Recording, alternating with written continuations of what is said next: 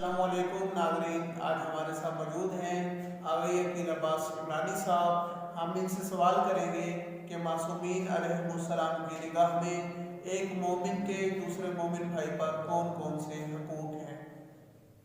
بسم اللہ الرحمن الرحیم، الحمد للہ والصلاۃ علی اہلھا۔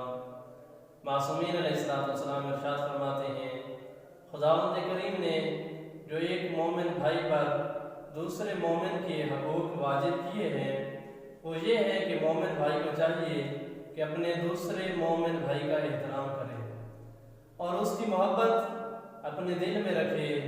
اگر اس کے پاس اس کے راز ہوں تو لوگوں کے سامنے اپنے مومن بھائی کے راز افشا نہ کرے۔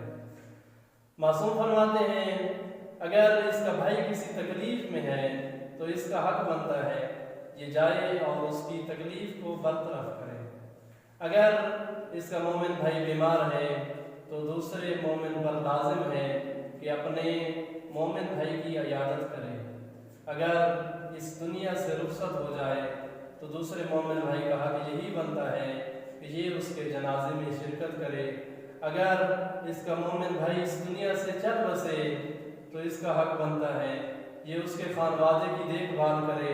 تو معصومین علیہ السلام نے ارشاد فرمایا اس کا حق بنتا ہے جب اس کا بھائی اس دنیا سے چلا جائے اور آخرت کے سفر پہ ہو تو اس کا حق بنتا ہے اس دنیا میں اس کے لیے خیر اور نیکی کے سوا کچھ نہ کرے۔